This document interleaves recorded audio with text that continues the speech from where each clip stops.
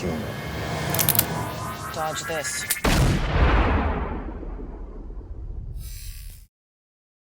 This is Oh So Curious. I'm Andrew Frankel. This is Daniel. That is Magdalena. We are three curious minds trying to tell time, and today we have finally seen Matrix Resurrections. We've been waiting a long time to see it. Let's just get right at it. Let's just talk about it, guys. What did you think, Max?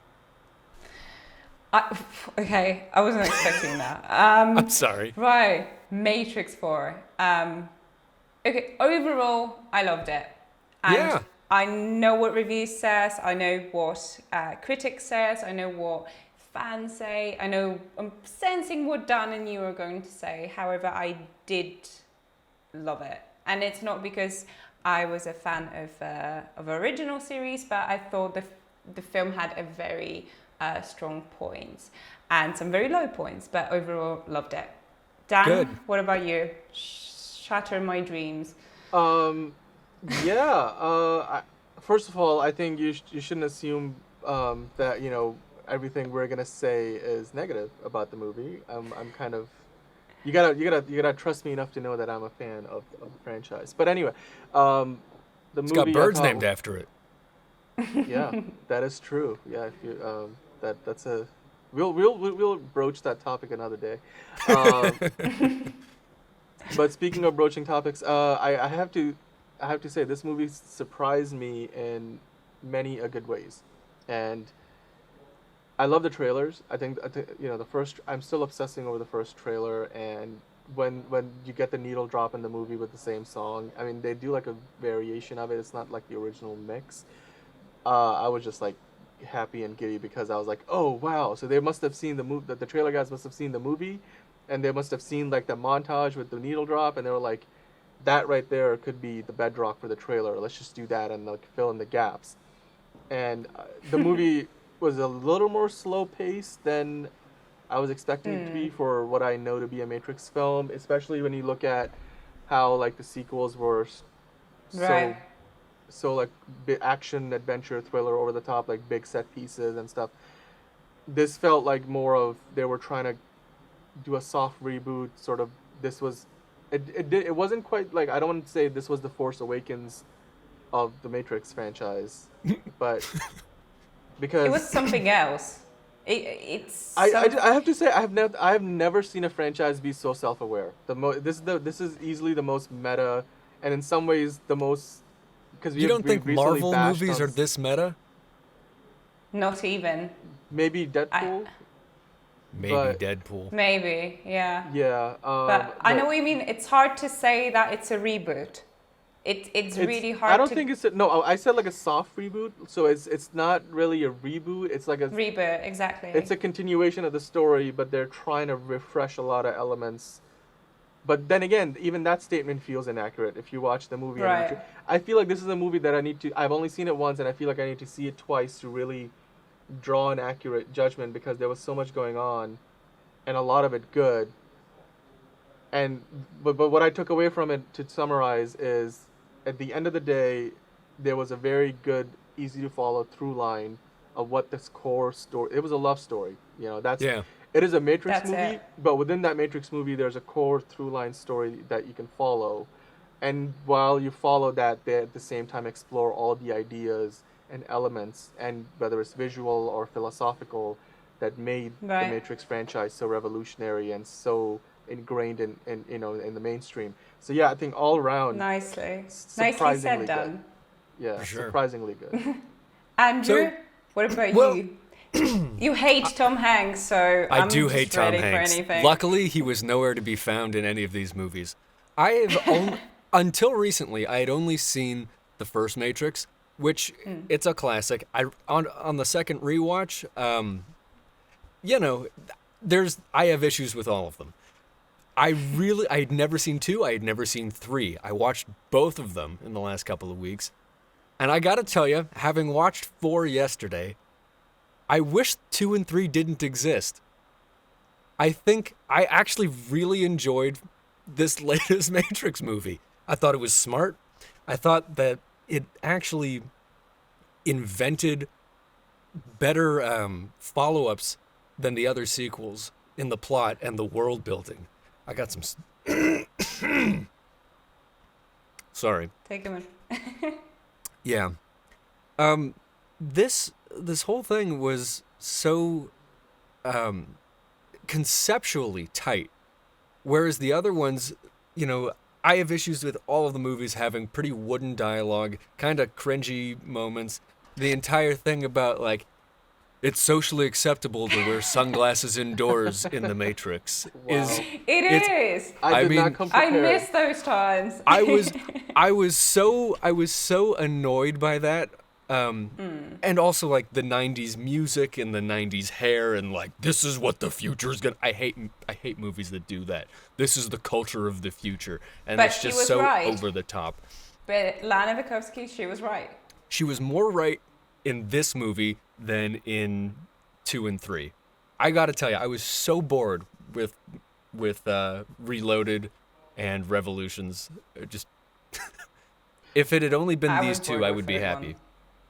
I mean, I think, like, I know I said it was probably not an accurate comparison to call this the Force Awakens of the Matrix franchise, but I think it's a good comparison to make when you talk about the sequels of the Matrix and the Reloaded and Revolutions, and compare it to like the prequels of the Star Wars movies, because Sure. yes, they were technically the prequels, but they were like made after the originals, so you can Yeah. kind of treat them in the same. Because, and I was talking to Brian, who's producing today for us yesterday about Hey, the Brian. show. Hey, Let's Brian. shout out to him. And yeah, and I was telling him how I felt like one of the things that ruined the sequels, which this movie cleverly avoided, was it didn't try to demystify the things that you didn't want to have demystified, like the Force. Like the Force was such a cool thing in the original movies, but then in the sequels they talk about midichlorians, and all of a sudden they start doing all Yeah. this extra world building, and you're like, it's ruining it for me. Not helping They the kept cause. it. Yeah, know? they kept it as a cool world. Yeah, and then It I was think like still so, very much yeah. Matrix. Like, a lot- They didn't try to play with that. Yeah. Yeah. I mean, a lot of what made the original Matrix movies, so thought-provoking was the philosophical issues that it covered, and those things became very tangible, physical plot devices in the sequels, which ruined the mystique of the first Yes. film. Yeah, And and I think this movie did a much better job of following up Exactly. with the philosophical content, and it gave you Yeah. more to grapple with, especially the instance where they're talking about Trinity, Spoiler. she- Spoiler alert. Is it time for I- spoiler alert? Yeah.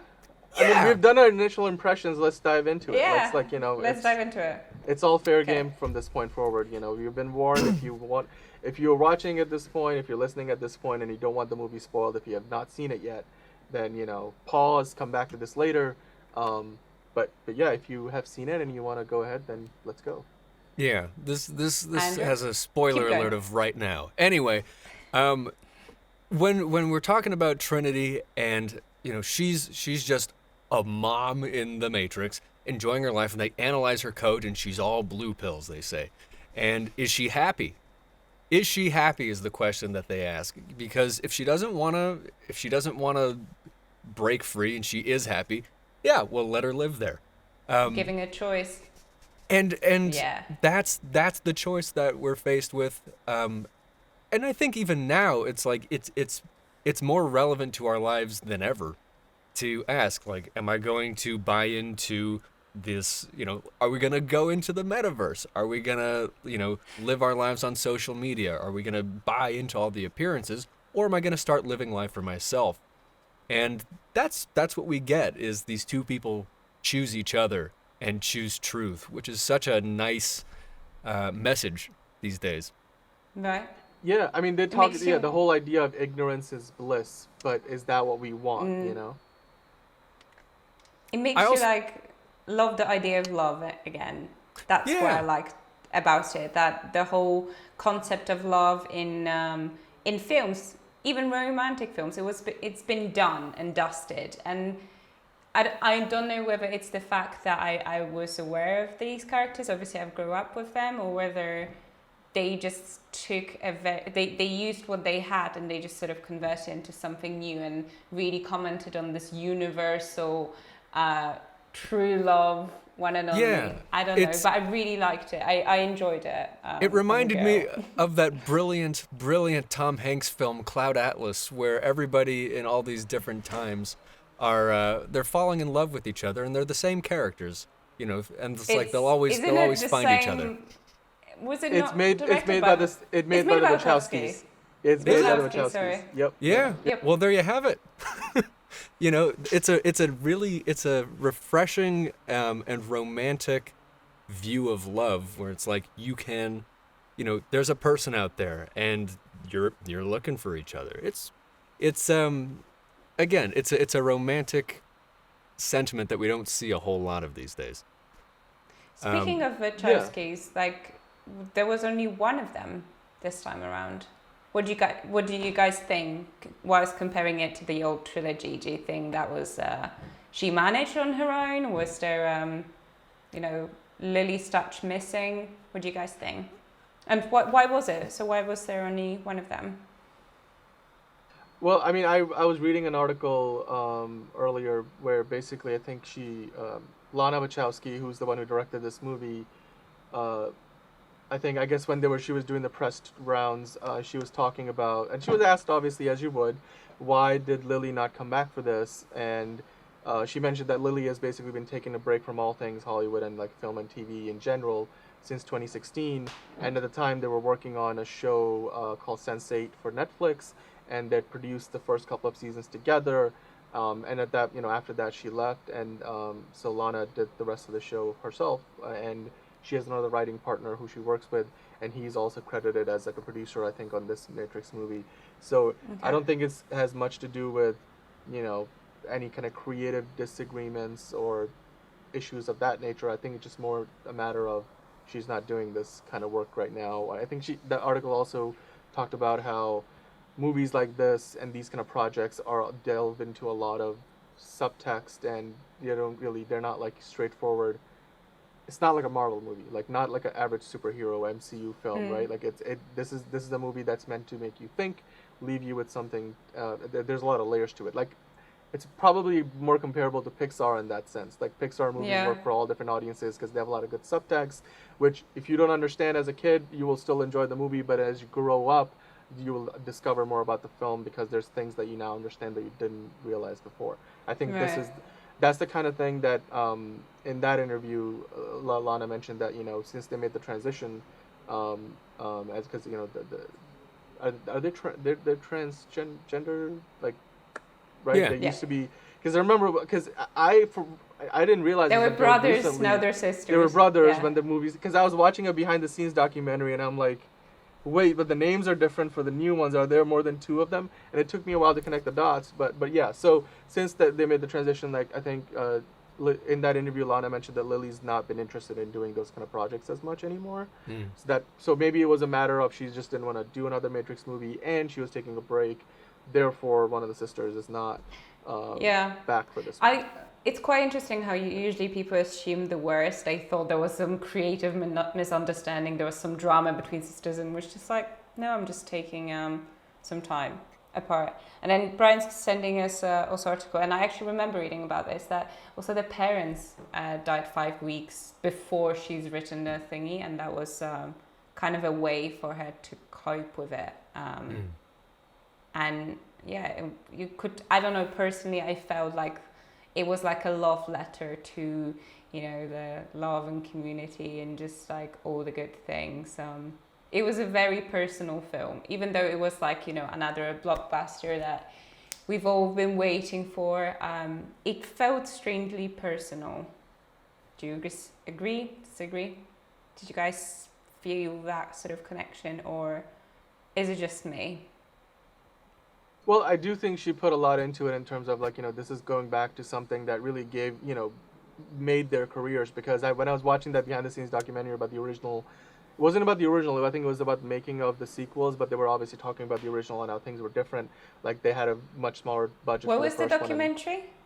I forgot the name, but it was a behind the scenes. I found it on YouTube. Somebody must have uploaded it. It wasn't like I've watched it on like a disc or anything like that. But essentially the documentary was about the making of the sequels, and they if you guys remember correctly, or if I'm remembering correctly, the sequels were shot simultaneously and released like months apart, not even like a year apart. So Really? yeah, I mean they came out back to back. Ooh. It was filmed simultaneously, similar to how they filmed the Avengers: Infinity War and Endgame, basically back to back or simultaneously. It was sort of like that, but Wow.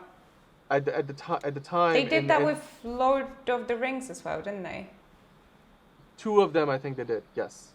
Yeah. Two of them they did, but before that movie, so here's the kind of the backstory of the Wachowskis is before they made The Matrix, they really had no experience directing movies, so they made like an indie movie that did quite well and made a good amount of money in distribution and everything, and they used it because they were pitching the Matrix idea well before then, but they were like, no producers, no studio is gonna hire you because you have no resume to show for it to direct this thing, and they were like, we want to direct it. So they directed an indie, thriller. I think it was either horror, thriller, I forgot the exact genre, and it was a very small budget. Like I think it was like 10 million or something like that. So comparatively small, like not $100 million, and it did well enough, and that the producer then said, okay, I can take this and present it to the studio and probably get a green light on this Matrix thing, and that's what happened. So. On this The Matrix thing, movies were if really they the only know. not the true. Well, it was the movies. That's what gave Wachowskis their Hollywood careers, and so I Yeah. can totally see why this doing it as a love letter. Absolutely, can you imagine? Like, this is what Yeah. made you famous and synonymous with with Hollywood and and 20 years later you get to come back to it. It feels And- similar to like some of the actors too, right? Because Keanu Reeves. Yeah. In a similar way, like he obviously had done the Speed movies and things of that nature, but I think This if you really ask made most him. people, like the Matrix is what they know. Keanu Reeves Matrix, like Yeah. word association, you would say, or John Wick, On but- on that note, like we saw some different actors playing the Yeah. same characters, old characters. I got to be honest, I thought all the new actors really pulled off the characters well. They really Yeah. did. I was And- big fan of Bugs, the chicken blue hair. Yeah, it was, Yeah. it was great. But on was top great. of that, Yeah. they even wrote that into the movie. It's like, this is how they gave Keanu Reeves a different actor. How- This is what you look like Yeah. to everybody else. And so again, it's dealing with that same idea of the appearances being fake. Yeah. I love every aspect of how they said we're gonna make this thing meta, but not in the way you think of. Because I think we were Yeah. in the pre-show we were talking about like other movies that have done really meta stuff, like adaptations Yeah. of Nick Cage and Meryl Streep, where the way those kind of movies were meta is sort of like the story that the character in the movie was writing is the story that he's living out in the movie, and that's how it's meta. Or like they were, Well, to just Yeah. briefly touch on that for a second. Those movies are brilliant because they turn you as an audience member into a participant in the world. right. In the world. Exactly. Because if the movie exists in the story and you're watching it and there's also stories outside of it, suddenly you watching it, you're actually in the world of the movie. Right. That is meta done right, in my opinion. But this And- meta is different, right? Because Totally different. This I is was- commenting on itself and Exactly. expanding the narrative outside of And I have to. building on top of it. Yeah, I was just floored by how clever and how well it was done. There was definitely times when I was thinking about 22 Jump Street, because 22 Jump Street, like the whole first act of the movie, they're like poking fun at the idea of the sequel, Yeah. at like the idea of not like us, The like sequel. like Yeah, what a sequel continuing looks like. franchise. People drift apart, and like one of them gets clingy, and they were like, oh, maybe next year we'll be back across the street for 23 Jump Street, like the whole church, like there were all kinds of like they did it in a comedic sense because it was meant to be a comedy, buddy cop comedy. But One. I was yeah. giggling throughout that scene when Thomas Anderson's business partner is sitting there talking to. I'm like, because here's the thing, I had some insight into this. The new I read Agent some Smith. reviews. With Yeah, I the read deep, through- But before he deep gets blue like, eyes. yes, but before he it. realizes who he is, right? Right. Oh my God! Because I read some reviews before watching the movies, and I read maybe a review that gave some spoilers to the effect of like saying, basically talking about that scene. So I knew that scene was coming up, but watching it, I was still giggling because I was like, oh my, okay. Because it's a video game. Warner Brothers forcing you to make it. Describe the scene for us. Yeah, we don't know what you're talking about. It's when Thomas Anderson. So it's at the beginning of the movie. It's sort of like the setup to the conflict where he goes. He's testing out. So we find out that Thomas Anderson, who's the in Matrix version of Neo, is a game developer. This legendary game developer who developed the Matrix trilogy, which, as we find out, is the trilogy of video games. How it's clever, like. And the fact when Neo essentially comments on the fact that they didn't try to hide anything away from me, they made me design a trilogy of a game called The Matrix. I thought it was very smart. And then he goes into the office meeting with his business partner, who's, as we find out later on, is Agent Smith. And he's like, well, look, we are being asked, our parent company, Warner Brothers, is asking us to make this fourth one, and like Keanu Reeves' character Neo or Mr. Anderson is really apprehensive about this, and I was just giggling at all of the meta stuff that scene was, and then everything that obviously surrounds it, and then they show the whole montage of pitching ideas and the brainstorming session with all the millennials and stuff who were just there talking about what was the original Matrix about, what is this for? It's like you're just like watching. And I will say they didn't focus on the visual effects nearly as much as they had in the other movies, and fine. It was massive. So interesting that you say that because it was massively criticized. But really, so you agree with me? It didn't need that film did not need the amount of the special this amount of special effects that Matrix is known for. I will say that I don't care about special effects generally, but having seen what they pulled off with the first three, what they did with slowing some scenes down, and like, stutter framing it basically. The analyst scene, right? Yeah, and then there's some shots where you can really see like, it's just Keanu Reeves kind of standing still, and like, it's like, oh, yeah, you could do better there. I would say like VFX, this side of things, this like the lack of innovation in VFX sort of disappointed me a little bit, but I came around to it by the end of the movie, because I was like, if the trade-off was that you get a huge improvement on the sequels particularly, and then I think that I came down on the same side. In some ways, this is probably the best Matrix movie out of the entire franchise, partly because it stays true to the questions that it poses at the beginning. Yeah. And a lot of blockbusters like betray the ideals that they aspire to at the start of the story. From Act 1 to Act 3, I'll give you like two very blatant examples where one of them did like absolute injustice and the other one did the complete opposite. And there happened to be two adjacent movies that were sequels. Like one of them was a sequel to the other. The Wolverine came out a few years before Logan came out. And they were both directed by the same director and had the same actor in it. But the Wolverine, like, the third act became any other third act of a superhero movie, whereas the third act of Logan stayed true to the ideals that it pitched in the beginning, and they followed through on the story. If you've seen the movies, you know what I'm talking about, where it felt like, okay, I was, invested in the movie from the top to the bottom, whereas I just felt like, why am I watching the movie after the third act? But I get the point, yeah. But in this movie, what the questions that they posed in the beginning were, like you were saying, Mags, is they didn't really hide anything from them. They were like, the best place to keep you subjugated, the best way to keep you subjugated, Neo and Trinity, is to keep you just close enough to not truly connect. Yeah. But just close enough. It's like, how we say, like, we don't live in a black and white world. Like, it's the best lie is a partial truth. And I think that's part of what they connected. What did you think about it when essentially it was, obviously, there was the great reveal that the analysts found out this actually generates the machine more energy. Just not having bodies even alive, just this sort of like, they were the prime producers of energy, essentially, from what I understood, right? Because they were so close to each other.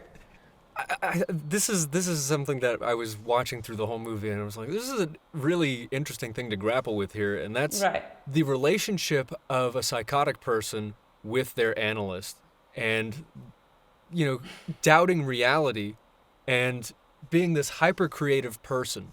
This guy goes in to his therapist, and he's always telling him, well, that's not real, this is real, you have to focus on your career. And the mistrust that he feels for this person who's supposedly looking out for his best interest is actually deceiving him.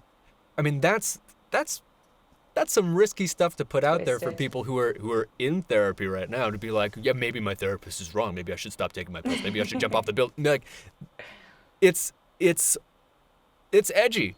That was like, I had the same thoughts. Like, I'll be honest, like I was like, I see what they're doing here, but like it is like you're walking a line that is very easy to cross, and it's kind of, but that's where I think if you then follow through, like if you see like how we find out the true colors of the analyst, I felt like that could have been done a bit more subtly, but then that's where the Matrix movie, like that's when this became like any other Matrix movie would have dealt with it, where the subtlety sort of like went to the side, and they were like, all right, now it's time for us to kind of focus on the spectacle side of the franchise, because they could have made that like a little more subtle, because he gave up a little too easily, and it was a little cringy when he's trying to pull him through. No, this is. I'm like, dude, it's already too late.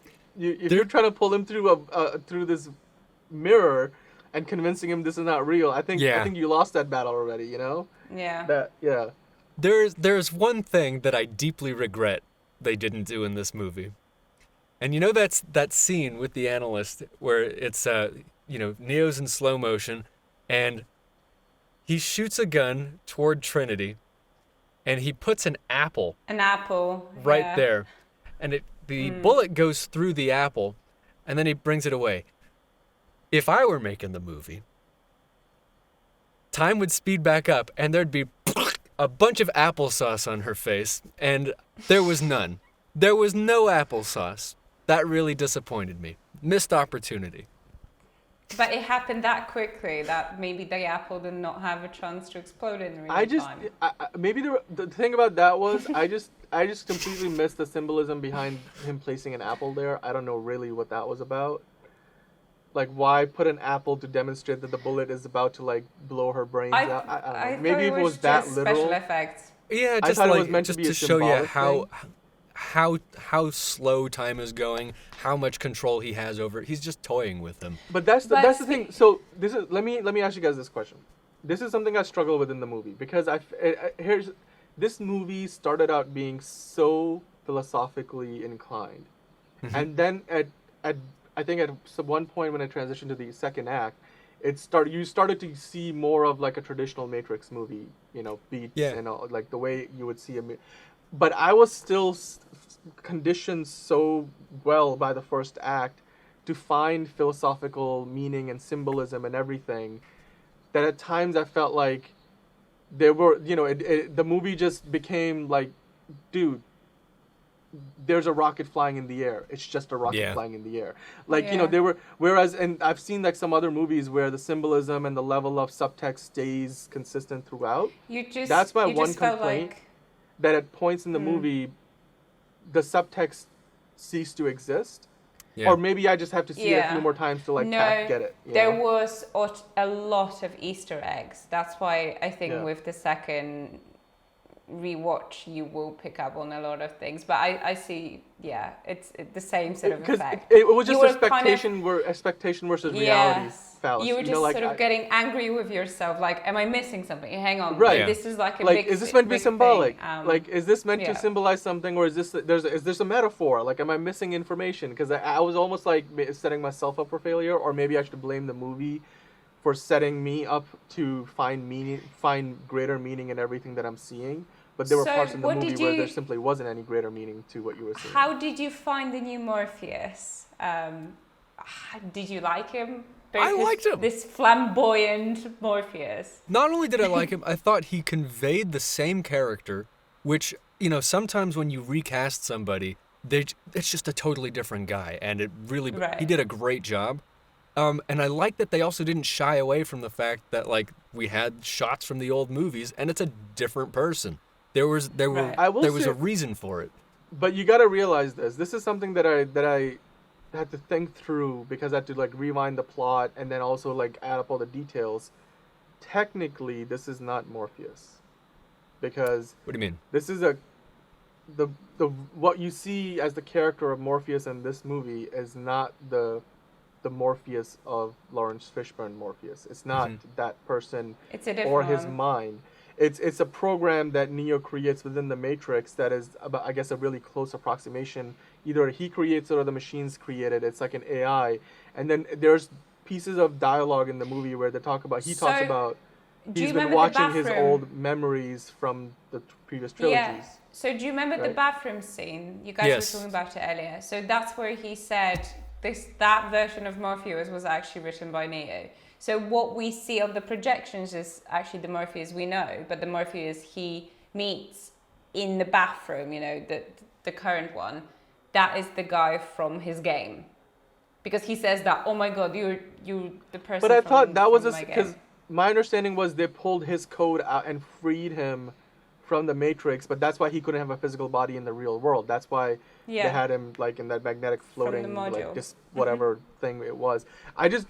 My understanding of the movie is that we did not see the real Morpheus come back. Didn't he die in the original movies? He died. Right? So if we didn't see I mean, he him didn't. actually No. resurrected. We never saw him die. There's Niobe talks about him how he died, but Right, we never but- got to see but- him but die. it- Unlike what they clearly showed us and said multiple times, that they actually revived the bodies of Neo and Trinity, and so there's a flesh Yeah. and blood merge like the originals. They didn't do any such thing with Morpheus. The Morpheus we see in this movie is as close an approximation to the original Morpheus and has access to those same memories and such through, it's complicated. I guess it's hard for me to explain it in one sentence, but he's not the same Morpheus. He's not the original Morpheus, which that right there has a lot of meta elements to it. But even still, I think Yahya Abdul-Mateen did a really good job. I mean, he's played Candyman, he's played Black Manta, he's going to be back in the new Aquaman sequel. Oh, really? He was, Wow. he's great. He did I great. thought he did He's great. great I really actor. enjoyed him. Yeah. Some people didn't I have like two, it, but I have think two some questions people had for you. problems simply because it wasn't Lawrence Fishburne, because they were like, I just want him back. I'm like, but that's not the point. I totally get why they didn't bring him back for this movie, because I'm like, it doesn't Why? serve the How? story. The story, Yeah. they didn't invite him because his character, his version of the character is dead. This is a different version, different character almost, It's like, it's kind of But the same have it- idea. Like, if you It upload your wouldn't- mind into a computer, would that It still wouldn't be you? serve. It wouldn't serve the story at all. Yeah, in my opinion. exactly. They bring him back. have Niobe, it- presence of Niobe already slightly annoyed me. Not annoyed me, but I was She like, really annoyed me. I didn't Yeah. care for her old lady voice. I thought that was too much.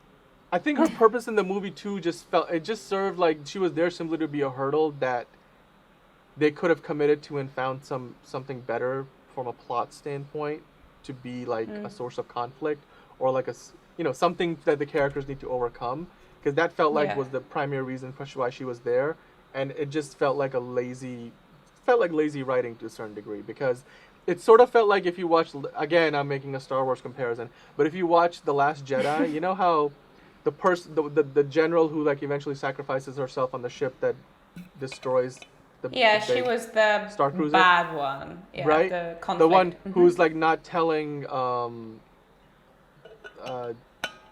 who's not Finn but like Poe Dameron like what the plan is or why they're doing what they're doing. It just felt like that was lazy writing, because she was there simply to be an obstacle to one of our main characters, simply so they can have an obstacle Yeah. to overcome. And when the character boils down to simply being an obstacle for a protagonist to overcome, simply for the fact, there has to be more to a Yeah, character than I get that. the And point. it just bothered me. Like, I felt like that. I have no problem with them bringing her back. I just felt like they should have given her something better to do. By the way, did you guys know that Anne Carrie-Moss and Keanu, they actually jumped off the building 19 times? I watched an interview with them. Yep, to get that shot, because I don't know if you paid No idea. attention to lighting in the film.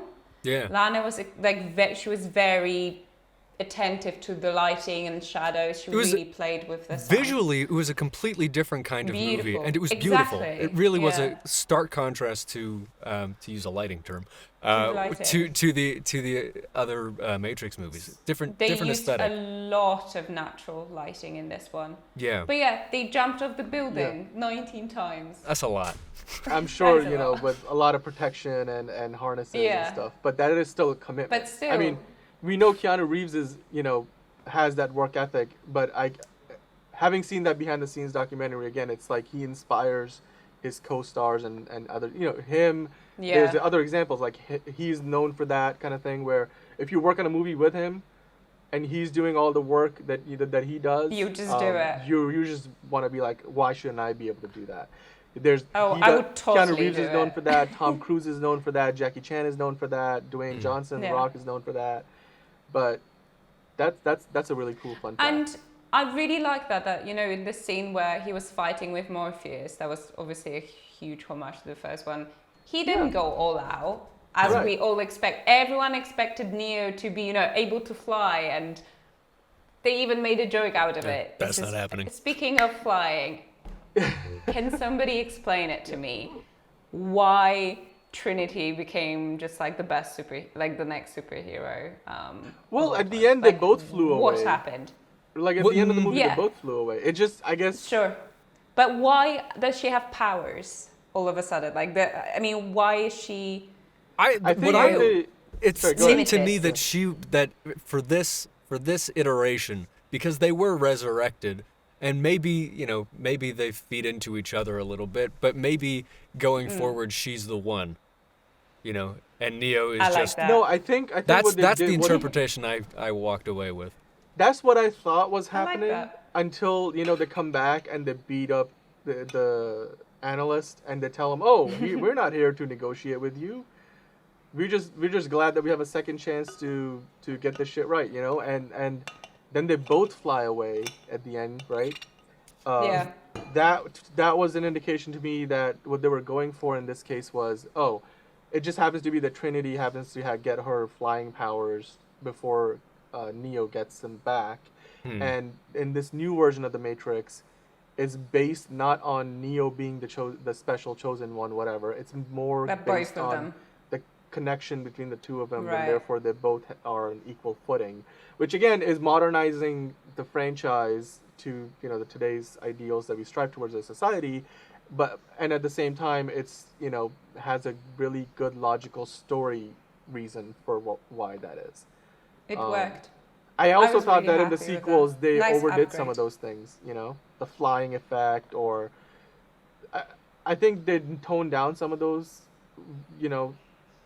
typical Matrix action sequences. Like the bullet but the time when it comes the into play is swarm very eff- unexpected, and it's Yeah, done but the subtly. swarm was the swarm effect. It's the swarm attack, whatever. It was called the swarm. Yeah, that felt was like more like The scary. Walking Dead, or it had the way they did it in the original movies, going completely CGI and going over the top, and then obviously pushing themselves, I think, too far for the technology that was available to them back then. And this time around, they're like, we don't need to do this. Like, just real people coming. Because we have seen so many zombie movies, and like the bad zombie movies are the ones where you see CGI hordes, but the good ones are the ones where you're like, oh, this actually looks bad because those people are real people running at me, and there's a physical threat in the way you shoot it, cinematography and all that stuff matters. Yeah. They were like, let's tone down the VFX a little bit and then focus on story and let the VFX fill the gaps and complement the story. And I think that approach, generally speaking, is always the right approach to have, and that's an approach that I think the sequels dealt in glutton for as far as the VFX goes, whereas in this movie they were like, okay, the VFX have to serve the served story, them. not the other way around. So, So I thought that was fantastic. we know how we feel about it. How's the audience response to this been?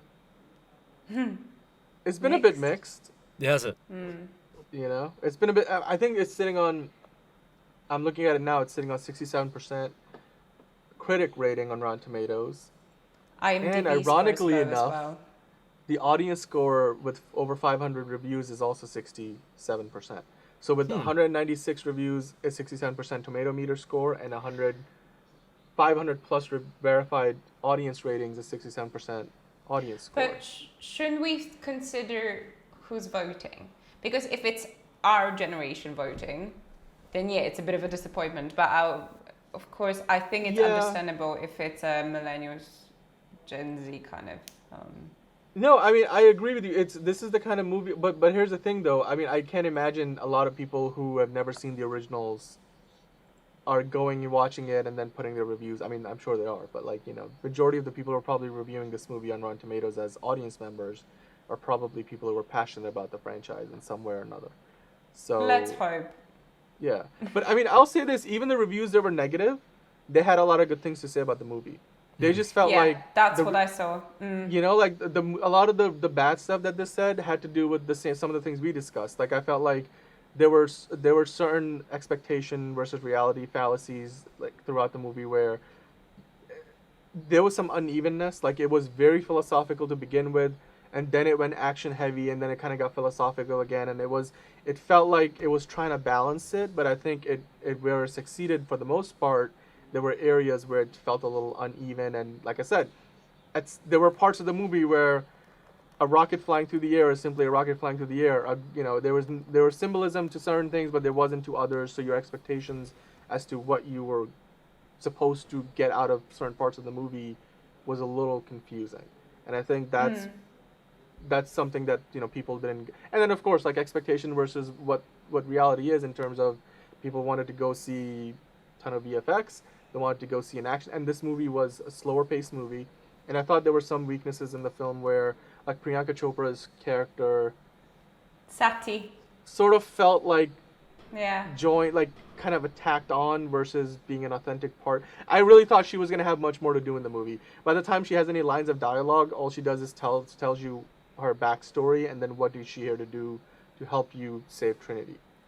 And I thought she was going to interact with Neo before he realized that Thomas Anderson was Neo again. But we only got her in the montage sequences. So I just felt like there wasn't enough of a setup to her character's payoff. And then so that was a little weird.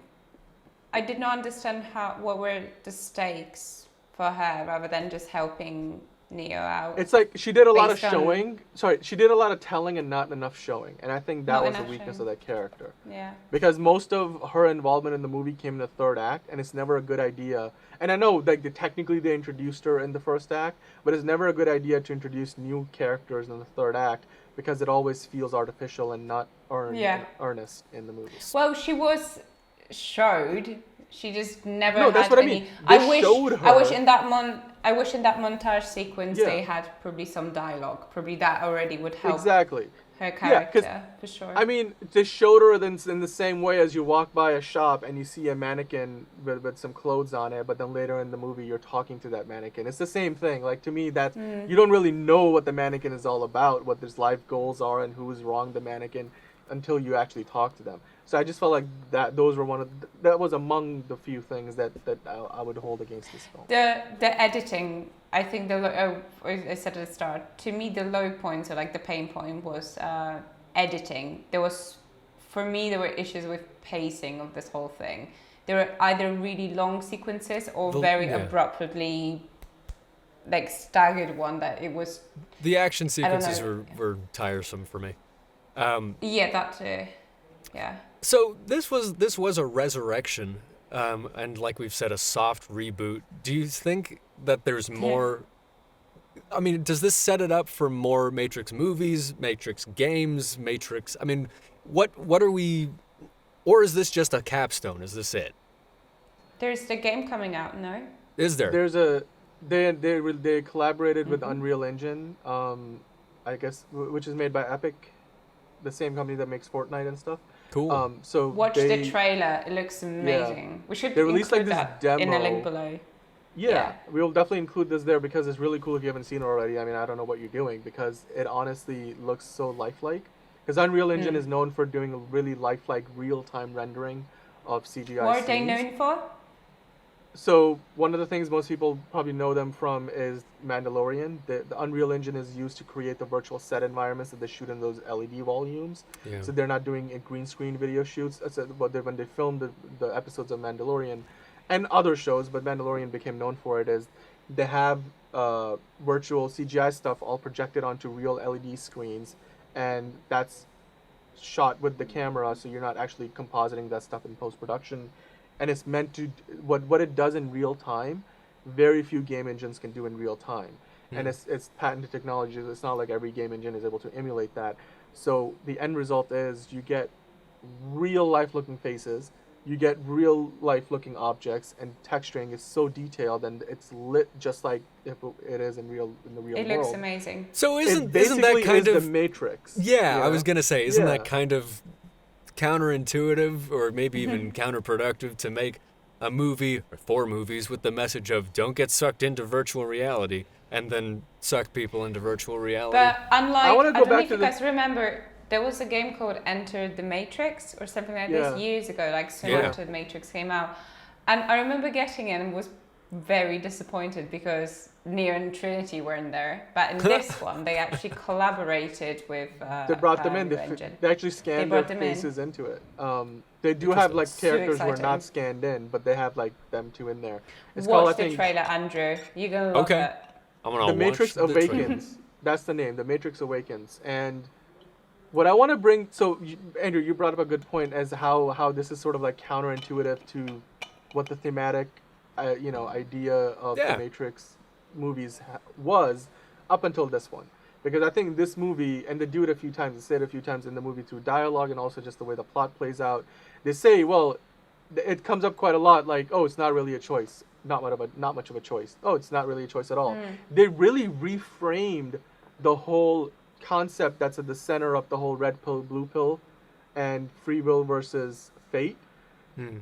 And they reframed it in this movie for the first time in the franchise history, and I thought they did it very cleverly because that to me served as a natural evolution and how the Matrix franchise is growing with the world around, which it is released and how we consume things today. Is they reposition that idea of it's not a choice between free. It's not a choice. It's not really a choice. You're gonna choose what defines you, and for some people that means ignorant bliss. For some people it means that they want to know the truth, and so some people are okay with let their fate take them where they go, where other people want to have their free will. Because basically what it says, in my opinion, again, because some of this is again interpretive. Because this is what I love about this movie. It's spelled You out walk in the away with final it. scene when an analyst essentially tells us you can either just leave us because that you cannot decide for everyone else. Everyone has choice to make. They can either stay or they can go, but you cannot force people into making. But yeah, he commented on how this is essentially comfortable way of living, which essentially taps into the way people operate. Metaverse. We're much more comfortable with being told what to do and being shown what to do rather than take actions into our own hands, which is a sad message, but it was really nicely placed there at the end. Yeah, as Devo would say, freedom from choice is what you want. Right. Yeah, but I mean, it really leaves it open-ended. Like from that philosophical standpoint, it's like it's not really a choice. You're gonna choose what defines you, and neither of I guess this what they were trying to say is, and again, in my opinion, that it's not a choice, and therefore there's no right or wrong. It's really up to you, and so this movie again. Comparing it to Star Wars again, and I don't know why all these comparisons keep coming up. I'm not even like the biggest Star Wars fan in the world, but you know how the older Star Wars movies were all about the black and white of the evil empire, the dark side with the Sith versus the Jedi, the light side, or whatever you want to call that. This movie went from the original Matrix dealing with like the free will versus fate and dealing in black and whites to dealing with shades of gray, and I think that in large part is also not only updating the franchise, but also is a more relevant part of today's conversation about those philosophical subjects, where we have grown to not just see it as black and white answers. Like it's not again the whole concept of binary systems. Yeah. The game company he works for binary, and it's either a 0 or a 1, and we're like, well, it's probably the real answers are somewhere in the middle. Whether it's quantum also computing this is where or this is where you can Yeah. bring the whole conversation into transgender community as well, because that's Right. essentially what it represents. Yeah. And she's Yeah. actually not Lily. Alana actually talked about that too, as to like how that connects to her identity and what she has felt like her view on society, and almost people have written papers on like the Matrix and all the ideas it explores. But to kind of bring it back down to what it ultimately means for this movie in general, I think the fact that this movie is allowing us to have the conversations we're having in and Yeah. of itself should define its success. Not, I mean, obviously, from a business standpoint, you want the money it makes defines its success to a certain degree. And talking about sequels, that's probably going to affect whether we'll have sequels or not, more so than these conversations Yeah. we're having.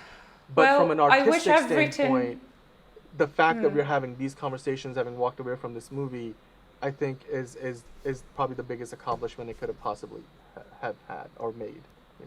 Well, I on the wish note, I've written a thesis on it. yeah, on the note of things happening because that's who you are, you making your own choice. If you should make the choice to like, subscribe, share the video, and come back and see what we're talking about next week, we'll be here. The choice is up to you, but we'd love to have you back. This has been Oh So Curious, talking about the Matrix. It's been fun, guys. Thank you so much. Yes. Bye. Goodbye. Goodbye.